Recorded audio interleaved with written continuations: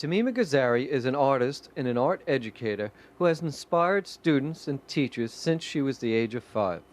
For over 90 years, Temima has been creating art and inspiring people to create art. So please join me in the story of Temima Gezari. I'm sitting at the desk that I have been sitting at for many, many years. The office of the Department of Art Education of the Board of Jewish Education of Greater New York. I was always interested in art education because I am an artist and I am also an art educator. And I thought to myself, here I am teaching art in some Jewish schools. Wouldn't it be a nice idea if I were to become a member of this organization, the Board of Jewish Education? So I wrote a letter to the director. His name was Alexander Dushkin, and he came from Chicago, and he was a wonderful educator. I wrote a letter and asked for an interview. I came, and we talked for about 2 hours. At the end of 2 hours, he said, "You know, Mrs. Gezari, I would be delighted to have you on our staff. But since I came from Chicago, all I've been hearing is about a woman, a young woman, who is an excellent art educator, and I feel that I have to interview her, at least interview her before I make a choice." So I said, "Well, listen, why don't you tell me who it is? And then maybe I can help you out." So he gave me a name, and I smiled to myself. Ha, ha, ha. He doesn't know that I was married, and he only knew me by my maiden name.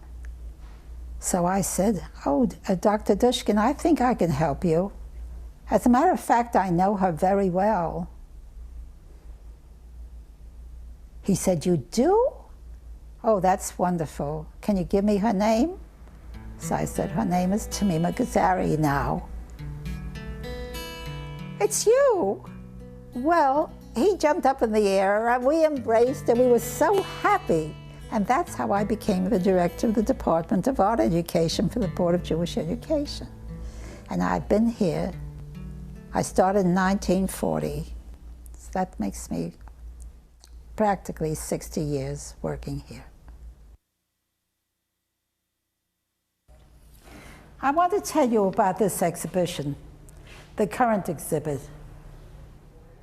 Home and family. My home, my family. That's the theme. I love to have children work large because it frees them instead of working with a pencil or a little pen or a little brush. But I like a big brush, and it goes there, the whole body goes into swing. Everything is big. It gives the child its freedom. It's freedom. Temima Gezari has been the Director of Art Education at the Board of Jewish Education in New York City for almost 60 years. Every month or so, Temima will have a meeting with art teachers from different Jewish schools. Temima is discussing the annual art show at the Board of Jewish Education and the philosophies on how to teach art. It's a real stroke. It's full of the vitality of the child, or the frailty of the child, or the delicacy of the child, but it is the child. It's true.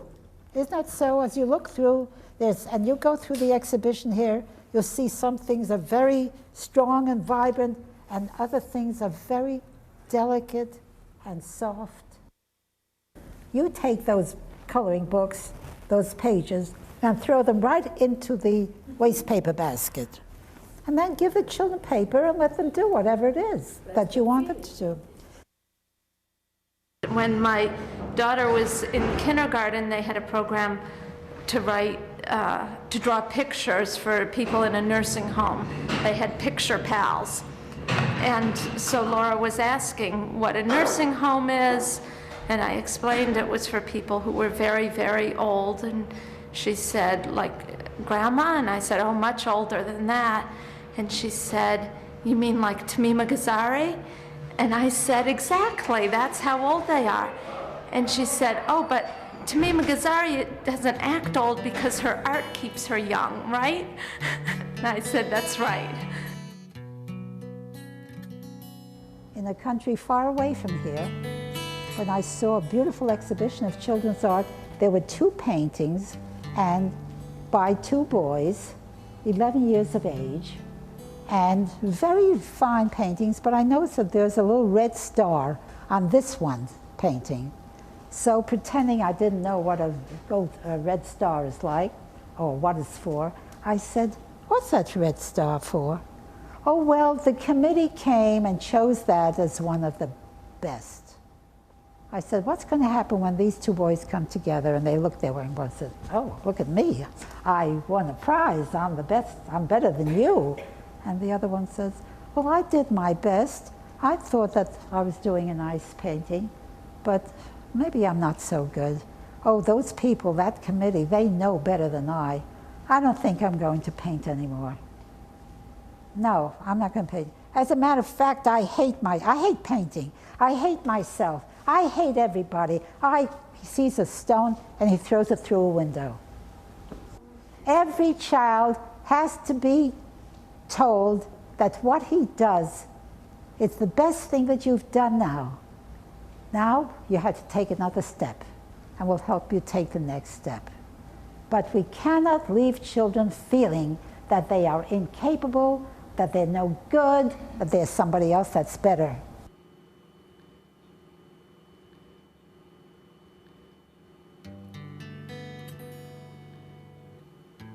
Inspired by her heritage and travels throughout the world, Temima has created various paintings and drawings to express her experiences.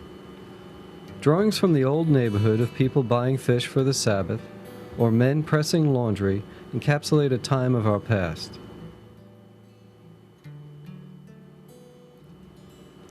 From Brownsville to Taos, New Mexico, new experiences inspire creativity.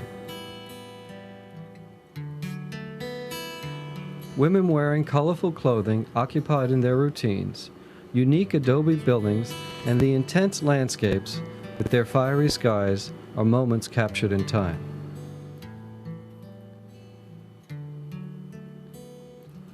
A trip to Gloucester reveals a different style. Paintings of buildings perched by the sea and fishermen with their weathered faces and their calloused hands show us a unique way of life.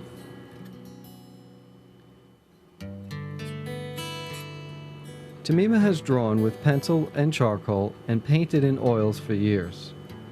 Sculpture has added a third dimension to her art. Long pieces of balsa wood in rough form were the beginning of a new and exciting period of work. The 4 eaves carved of wood and many statues made of clay and stones express the natural beauty of the material. The creative voice, guided by her moral and ethical principles, have motivated Temima to produce hundreds of works of art. Her travels throughout the world, family, and events in history have become the subjects of her sculptures. So I went down to the beach looking for inspiration, and what do you think? Look what I found. A piece of driftwood right there on the beach. This is Ezekiel, and he stood on a mound, and he looked down into the valley, and there were a lot of dry bones.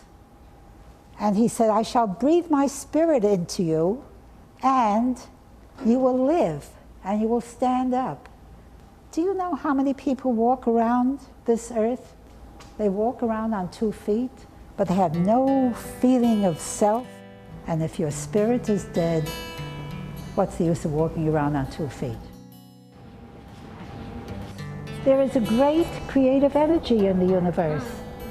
And every time I use this wonderful gift that I was given as a child, and we all have it. We have wonderful gifts, but people don't use it. So happened that I had nothing else, but I had this gift. I'm just amazed at how much energy she has and how much get up and go she has and how active she is. Even at, I guess she's over 90 now. And she's got more energy and enthusiasm for new and different things, much more than people who are 30 or 40 years younger. I think it's a real tribute. And it's a very hopeful kind of a feeling, because maybe there's a lot of life left in all of us, and she's a terrific example of something like that. She is an indomitable spirit. She is somebody who can make you feel that there isn't anything you can't do if you want to do it. All her life, this has been her one theme, her one philosophy: education and peace and goodness. And this is a very unusual thing when you see somebody who does not compromise any of her principles for the sake of making money. I really think it's amazing how she made all these things. Like, wow. And they are so, like, unique, a lot of them. Here's a little bit of clay, and it becomes a person in Africa, a mother with a child. I just love that she could capture all of this. For 3 generations, the Modern Arts Foundry in Astoria, Queens, have been casting works of art into bronze statues. Many of Temima's sculptures have been cast in bronze at the Modern Arts Foundry. Her next statue is called the Peace Totem, which represents the challenge of making peace in the world today. Temima would say, "If we all worked hard for peace, then we shall have it. But some do work harder than others." The statue is taken apart, and each individual piece of the sculpture is made into a wax mold. Temima is doing the final touch-ups on the wax mold before the sculpture is cast. This statue was donated to the town of Rocky Point. Temima was the honored guest at a ceremony to celebrate the new park and the unveiling of the Peace Totem.